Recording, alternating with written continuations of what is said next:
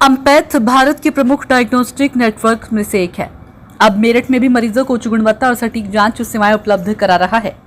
अम्पैथ 2600 से ज्यादा इस तरह की जांच और प्रोफाइल्स करता है। इसमें कैंसर की जांच, संक्रामक बीमारियों, नसों से जुड़ी बीमारियों, जेनेटिक समस्याओं की जांच जैसी उन्नत सेवाएं शामिल है। अमेरिका के एक बड़े अस्पताल के साथ इसकी साझेदारी के कारण अम्पैथ भारत की एकमात्र रेफरेंस लैब है जो अंतर्राष्ट्रीय स्तर की रिपोर्ट प्रदान करती है। मेरठ में अम्पैथ की लैब पीपीसी डॉक्टर पराशर ने प्रेस कॉन्फ्रेंस में ये जानकारी दी है। मेरा नाम डॉक्टर राकेश पराशर है और मैं पिछले 32 साल से क्लिनिकल पैथोलॉजिस्ट से काम कर रहा था, लेकिन अब मेरी लैब जो है मर्ज हो गई है अम्पैथ में और प्रयास ये है कि अच्छे रिजल्ट्स हैं। नहीं, इसमें हम कोशिश ये करते हैं कि जितनी भी हमारा मेन्यू है वो लिस्ट बाकायदा काफी बड़ी है और जितने भी कॉर्पोरेट लैब्स काम कर रही हैं तो हमारी कोशिश है कि हम सारी जांचें करें। भरोसा 32 साल से मैं लगातार काम कर रहा था और अब एम्पैथ में आने के बाद ये पता मतलब इसमें यह है कि हम ये डॉक्टर रन्स लैब होगी। 70% जो लैब्स हैं उनमें डॉक्टर हैं या नहीं है ये सुनिश्चित करना बड़ा मुश्किल है, लेकिन हमारी लैब में फिलहाल 3 डॉक्टर्स काम कर रहे हैं। मैं क्लिनिकल पैथोलॉजिस्ट हूँ, इसी तरह से मैंने एमबीबीएस एमडी किया है और इसी तरह से शाम को 4 बजे के बाद डॉक्टर ऋषिका भटनागर आती हैं और संडे को जो डॉक्टर हैं वो डॉक्टर नुजरा हैं, वो भी पैथोलॉजिस्ट हैं। तो डॉक्टर की देखरेख में अगर कोई काम हो रहा है तो प्रयास तो ये है कि गलती ना हो। अधिकतर जांचें जो रूटीन जांचें हैं वो हम लोग करते हैं और उसके अलावा जो जांचें होती हैं, जो भी स्पेशलाइज जांचें हैं, वो रेफरेंस लैब हमारी गुड़गांव में है, वहां से हम करा के दे सकते हैं। ये अन्य लैब से अलग इसलिए है क्योंकि जो चीफ ऑपरेटिव ऑफिसर हैं उनके वो पैथोलॉजिस्ट हैं, मैनेजर ऑपरेशन वो भी पैथोलॉजिस्ट हैं और यहाँ भी टीम ऑफ पैथोलॉजिस्ट है। तो ये थोड़ा सा जो रूटीन लैब्स में नहीं होता ऐसा हम लोग कर पा रहे हैं। तो देखिए, ऐसा होता है कि कोई भी रिपोर्ट अगर हम करते हैं, अगर उसमें कोई क्वेरी आती है तो उसको सॉल्व करना हमारा काम है। देखिए, आने वाले समय में मशीनीकरण इतना ज्यादा होगा कि एक आम पैथोलॉजिस्ट के लिए वो लैब बनाना बहुत ही मुश्किल काम होगा।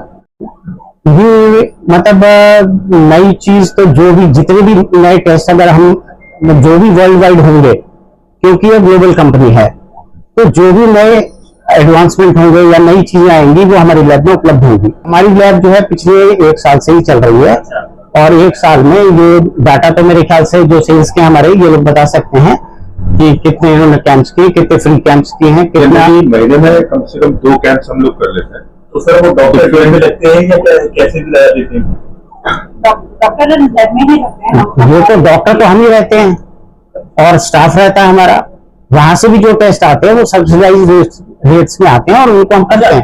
डिजिटल लैब के बारे में बताएं, जैसे कि अब एआई शुरू हो गया है। जी जी जी, उसमें एआई में एआई का क्या प्रभाव पड़ेगा डिजिटल लैब वगैरह? और एक थोड़ी सी एआई का बेसिकली डायग्नोस्टिक में जो रोल है ना वो है रिपोर्ट इंटरप्रिटेशन को। अभी जैसे मेरिट की अगर बात करें तो रिपोर्ट इंटरप्रिटेशन के लिए हम लोग एआई का यूज नहीं कर रहे हैं, बिकॉज ज्यादातर जो केसेस हमारे पास आते हैं वो डॉक्टर रेफर्ड आते हैं। एआई का मेन रोल होता है प्रिवेंटिव हेल्थ चेकअप्स में, जहाँ पे डॉक्टर रेफर नहीं करता है, एक इंडिविजुअल सेल्फ खुद से अपने टेस्ट कराता है। इन दैट केस जब उसने किसी कंसल्टेंट को कंसल्ट नहीं करना है तो वो एआई इंटरप्रेटेड रिपोर्ट जो है उसका यूज होता है, अदरवाइज मेरे ख्याल से कोई नहीं। अच्छा, रिपोर्ट की गुणवत्ता और सटीकता सुनिश्चित करने में पैथोलॉजिस्ट की क्या भूमिका है? देखिए, पैथोलॉजिस्ट को जब ये लैब स्टार्ट होती है सुबह तो 2 घंटे में सारी मशीनें तैयार की जाती हैं। उसमें कंट्रोल लगाए जाते हैं हर टेस्ट के। जितने भी टेस्ट आज हम लगाएंगे उनके कंट्रोल लगाए जाएंगे, उनको चेक करने का काम डॉक्टर का होता है और उसके बाद फिर हम कहते हैं कि टेस्ट लगानी शुरू कर दीजिए। अगर कोई भी कंट्रोल से बाहर कोई टेस्ट जाएगा तो वो टेस्ट यहाँ नहीं लगेगा। एक तो बार कोडिंग होती है हमारे यहाँ, जो भी टेस्ट आएगा बार कोडिंग होगी। जैसे पति पत्नी आए तो उनका बार कोड बिल्कुल अलग होगा, वो मिलने की संभावना बहुत कम हो जाती है। और इस तरह से जो भी रिपोर्टिंग होती है डायरेक्ट हमारे लैपटॉप पर आती है, तब हम उसको डायरेक्ट देख सकते हैं। जो भी मशीन में आ रही है वो रिपोर्टिंग देख सकते हैं। एक अकेला पैथोलॉजिस्ट इतना इन्वेस्ट नहीं कर सकता मशीनों में जितना कि ये कॉर्पोरेट लैब्स कर सकती हैं। आपके पास अत्याधुनिक और हर 5 साल बाद नई मशीनें लेनी है, तो कोई भी पैथोलॉजिस्ट अफोर्ड नहीं कर पाएगा इस तरह की लैब चलाने के लिए आने वाले समय में। देखिए ऐसा होता है, एक ही टेस्ट को अगर 2 बार लगाएंगे हम अपनी मशीन पे भी, तो उसका एक वेरिएंस होता है जिसे कहते हैं परमिसिबल एरर, वो हर मशीन में होती है, इसलिए एग्जैक्ट वही नहीं आएगी रिपोर्ट, फर्क आएगी।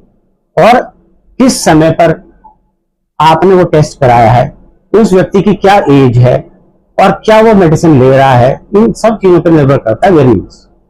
एजेंट्स पे भी करते हैं और सुबह से शाम तक में भी रिपोर्ट्स बदलाव आ जाता है। उसे डायगोनल वेरिएशन कहते हैं। सुबह को जांच कराएंगे तो अलग आएगी, शाम को कराएंगे अलग आएगी, तो टाइम का भी बहुत इंपॉर्टेंट वो है, रोल है। इसके साथ साथ मशीन जिस पे टेस्ट रन हो रहा है और जो उसमें रेजेंट हो रहा है, केमिकल यूज हो रहा है, उस पर भी डिपेंड करता है। डिपेंड करता है। हाँ, कई बारी डिफरेंट रीजेंट्स की रेफरेंस रेंज डिफरेंट होती है। जी